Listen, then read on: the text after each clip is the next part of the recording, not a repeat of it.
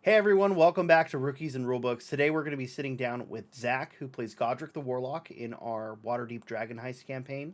We're going to be leveling him up from level 1 to level 2, picking some spells, picking his invocations, and getting a general vibe for how he feels about the campaign so far. All right. Hi Zach, how you doing? Hello, Sean. I'm doing well. I mean, we act as if acting as if we haven't been sitting here talking already. You know, we have to have that on camera. They don't need to see behind the curtain. They also don't need to know that I'm wearing the same shirt as you underneath my sweatshirt. Oh, are you? Yeah, I am. But I got my Space Marine sweatshirt on. Oh, there you go. I don't own any Space Marine stuff. It was one of the white elephant gifts at our cabin that you'll be at in a couple weeks. I was gonna have to ask about some white elephant gift recommendations because this was somebody, but somebody that doesn't play Warhammer ended up getting this, and as soon as they got it, and I was like, I want that, and so I pulled out $20 from my pocket and I gave it to the person who won it, and they were like, "Oh, this is a much better gift that I like a lot." That's fucking hilarious. Yeah. All right. So you already have D&D Beyond open. You already have all that. I'm on the. Yes, I am at the screen where I can select level 2. It's okay. On character level 1. Yeah. But before we do that, how have you enjoyed it? What are your thoughts? We've had 9-ish hours of D&D now. How do you feel? I am having for one, we have a great party. I'm having a fantastic time. I know that we are like streaming it and recording it and everything, but completely forgotten about that as we're doing it, and I think everyone's kind of put out the performative part of live streaming out of their head, and everyone's just like really invested in the campaign. Yeah, that was something that I was shocked. That first session where we went like 6 hours, there's definitely a point where I feel the same, like totally forgot we were live. Right. Yeah. So that's that. Not to. That's. I mean that as a good thing.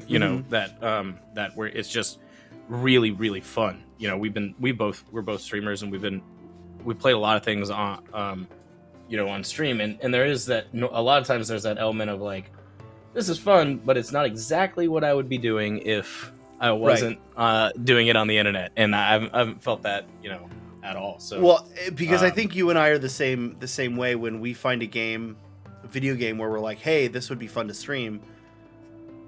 That's the first thing we want to do is get a bunch of our friends on and stream it. Right. And we've had a couple friends who are like, let's just do it off camera so we can fuck around and do whatever. So it's been really fun. I think the Warlock is, I have limited other experience, but I've never played a character like this, and at least at level 1, I feel way more powerful than I ever did. Like in my couple sessions I played as like a ranger, and then playing in like Baldur's Gate, also playing like a rogue type character. I feel way more powerful. My spell, like if I want to dish out damage, but I also have like a lot of like really fun things that I can do. My charming friend or casting friend, and I have a pretty powerful healing ability right at the jump. That's come in handy. Only gonna get powerful every level. And so I'm very much enjoying it. Looking forward to see how much more cool I get. So that's at level 2. It's funny because I look at I guess all 3 other characters, right? And at it used to be in old school D&D, low level spellcasters were incredibly squishy. There was no cantrips, stuff like that. Nowadays, I feel like at a low level, spellcasters just have so much more access to things they can do, because the level 1 spells are all they're all of your utility spells, right? Once you get to like level 3 or 4, a lot of the utility is gone and it's damage or big combat spells.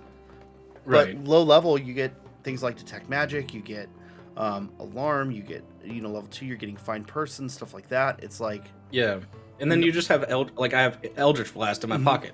So I have like a very for at least for the the our level 1 enemies and level 1 encounters, our first 2 sessions, being able to hit with what is it, a D10, is that kills like a lot of the things. If I roll well, that kills a lot of the things that we're playing around with. And that's from 120 and from 120 feet away.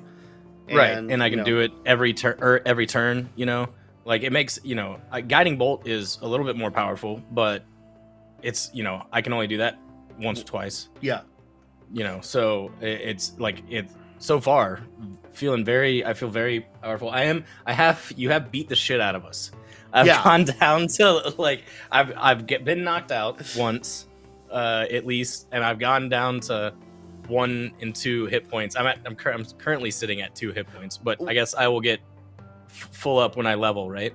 Well, so Jess, I guess Jess was talking to one of her coworkers who plays D&D and mentioned the Mind Flayer, and the coworker's first question was, "What level are you?" So yeah, I mean it's I love this adventure because it doesn't pull its punches. I mean, I guess it kind of pulls the punch with the Mind Flayer by making the Mind Flayer leave, but you have no business fighting a Mind Flayer at level 1, right? Like, right. All right, let's jump into level. Let's jump into the level up. So yeah, go ahead and hit that level 2. Change drop down. The drop down. Yeah. And my first question for you is: do you want to take the average hit points or do you want to roll for it? I think it's more fun if I'm going to roll for it. Okay. All right. Right? So with a warlock, it is a D8. So just roll a D8, and then I will have to go in and manually change it later. Okay. If I could find a pen. Oh, a 3. A 3. Okay, so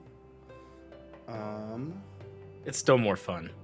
it is still more fun. Let me see. And I'll just hide behind Jess better in the future. So you're getting 4 hit points. Cool. So I'll be at 13 now. Yeah. Right. 13. All right. So your healing light goes up by 1. So you'll have 2 d6 to use for healing light now. Is this automatically happening now that I'm on? Yeah, because I had 2. Yeah. So once you hit that level up thing, it'll automatically do most of your stuff for you. But yeah. So you'll now go to 3 healing light dice because it's 1 plus your warlock level, which will automatically be in there. And you're gonna pick 2 Eldritch invocations. So I love warlock for this ability alone. Oh man. You just get to pick 2 abilities, right? Yeah, and are these?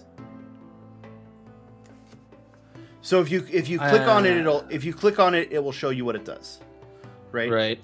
So I'm gonna just read through them for the Oh dang. for the people watching while you look through them. So agonizing blast makes Eldritch Blast stronger. Armor of Shadows gives you mage armor at will. Beast Speech lets you talk to animals. Beguiling Influence lets you get proficiency in Deception and Persuasion. Devil's Sight lets you see in darkness, including magical darkness. I think I just messed up because I picked one of these things, beasts or something, and it removed one of my proficiencies. Did it put it back? Oh, oh no, it didn't. It's because you picked Beguiling Influence, probably. Yeah, and now I have to pick a warlock skill again. And I don't remember what I had. I believe it was Deception. Because that's why. Okay. Let me double check. Hold on. Wait, now beguiling. Now that what did I pick? Beguiling, whatever. Beguiling Influence, yeah. Yeah, and it's gone, and I can't pick Deception. I can't pick it in the drop down anymore. it's because you still. No, I don't have it.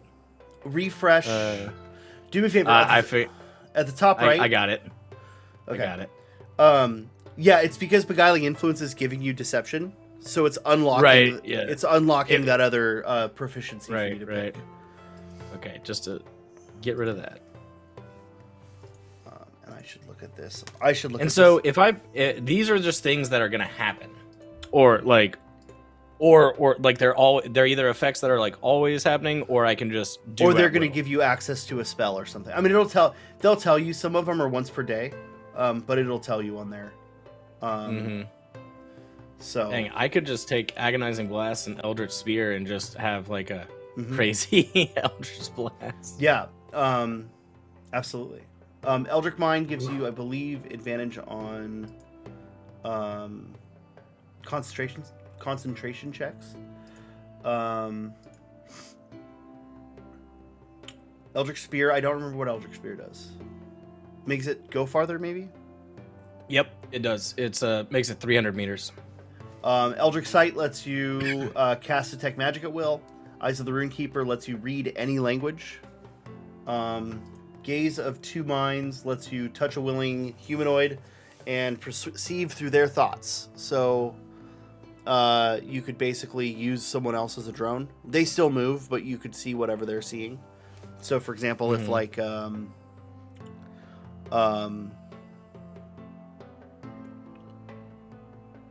Vandal was going to go sneak in somewhere, you can just touch him and see whatever he's seeing.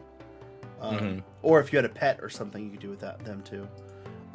Grasp of Hadar lets you pull people closer to you. Lance of Lethargy lets you reduce people's speed.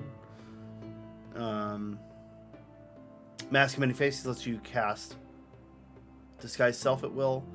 Misty Visions lets you cast Silent Image, which is kind of lame, if I'm being honest with you. Repelling Blast throws people away with Eldritch Blast. So it pushes them 10 feet when you hit them.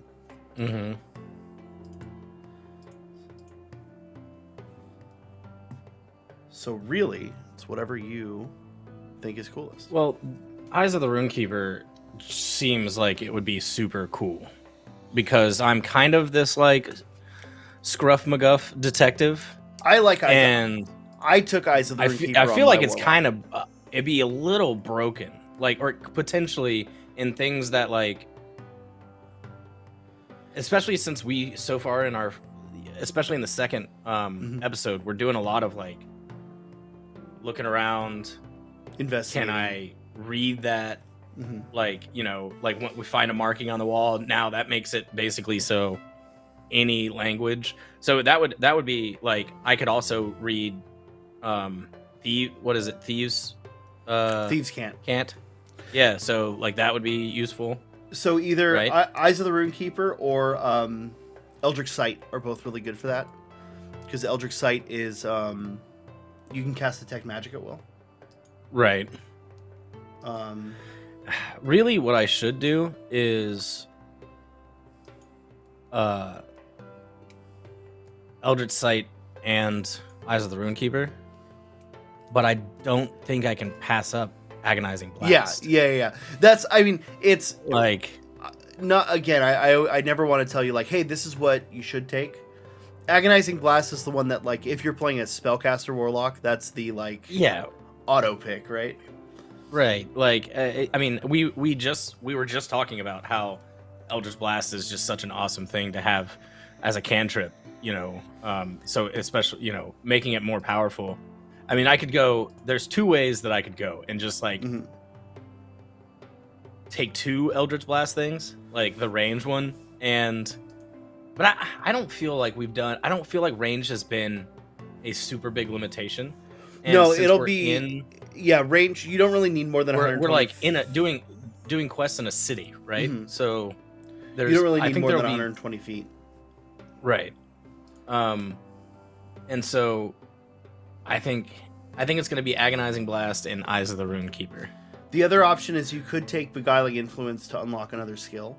You're just limited on whatever those other skills are. I think you have most of the other skills. I have most of what I want, I think. Yeah, because the only skill let's see, what would your options be? Because it would essentially, you have almost all the Warlock skills from either your class or your background. So if you, for example, if you took Eyes of the Runekeeper on Eldritch Invocation. or excuse me, Beguiling Influence that pull Deception off your class. It would pull Deception off your class.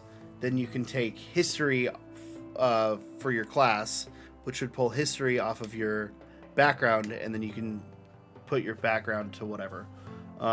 Which would basically give you, if you wanted like Perception or Sleight of Hand, Stealth, Survival.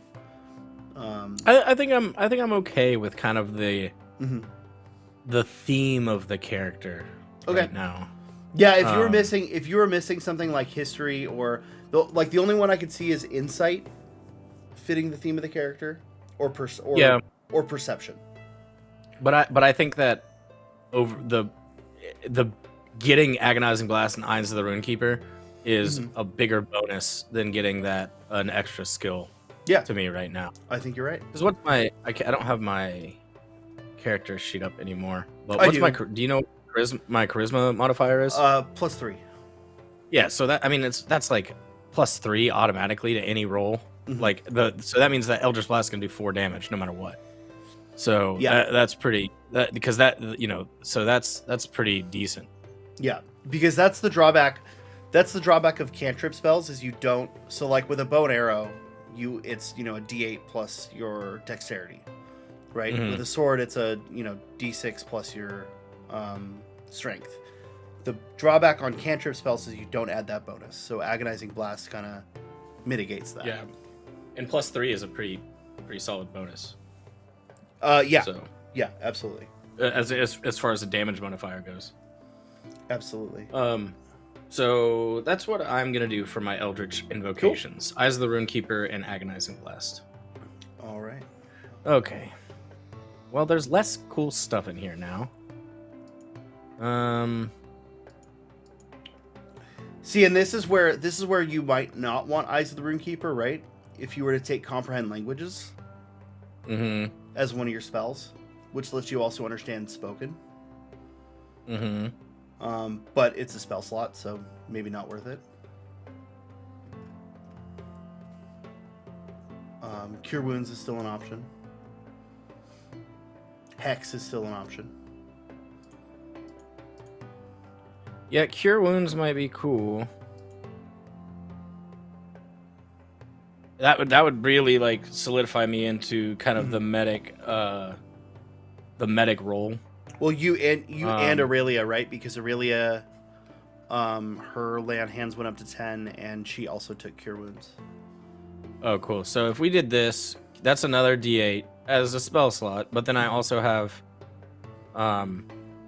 Healing Light or whatever, and that's 3 times I can use that now. Right. So that's pretty decent. I do like the idea of Distort Value though. Distort Value is funny. As like an RP thing,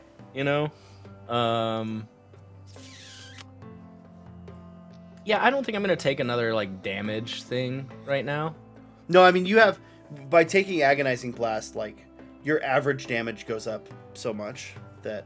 Yeah. I think I'm gonna take Cure Wounds. And at least until you hit next level where your spells go up to 2nd level spells, like. And I can also, next level, if I decide I'm not tanky enough or I'm not whatever, I can rearrange these. I can add drop in a level up, right? Yeah, you can change your spells at level up, and I think you can change your invocations at level up. Let me see. Yeah, when you level up, you can change out your invocations too. So do I ever get more invocations? Yes, yeah. I think you get 5 total. Oh, dang. But you're gonna I get 5, and you're at also some point I'm gonna make. You're gonna unlock more. Crazy. You're gonna unlock more options too as you level up. So like at level 3 you can get, depending on what Warlock boon you choose, you're gonna get a boon either Pact of the Blade, Pact of the Chain, or Pact of the Tome.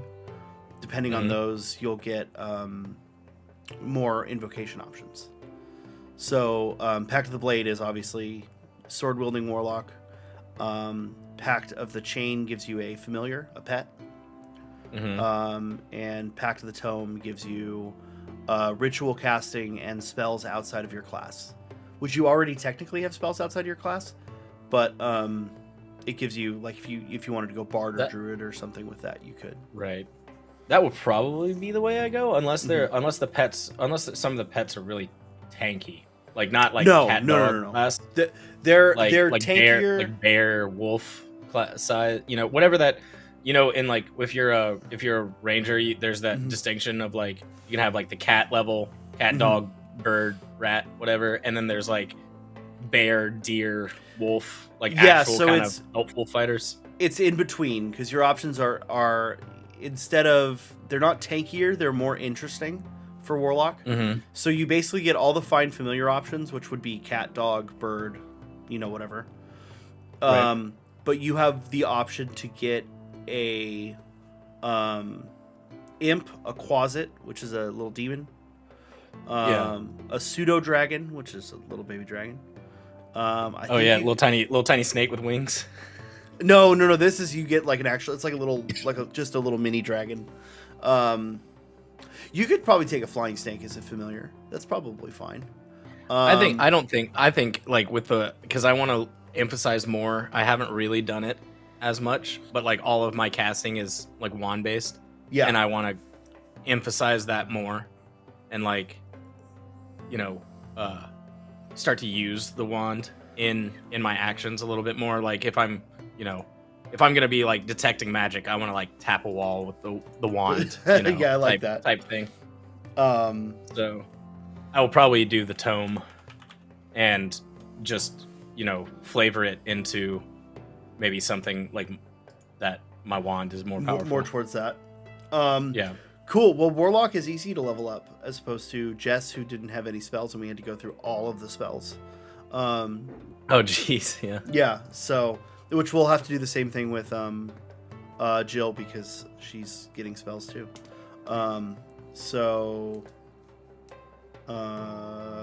Yeah, you're all set. We do have a question from the Discord. If you have everyone watching, if you have questions for the players or for myself, we're going to integrate them into videos like this. We're going to integrate them into breaks and the end cards and stuff on the streams.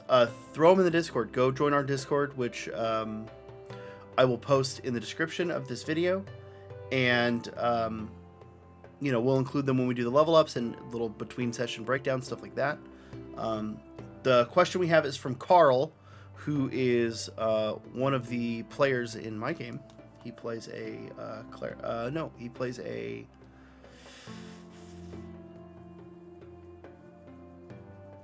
I was so focused on this game, I forgot what the freaking race is called.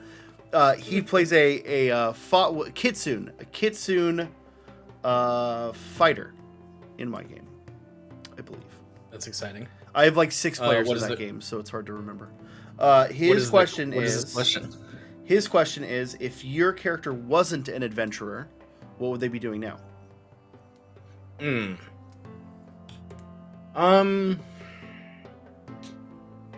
I think if I was not adventuring, that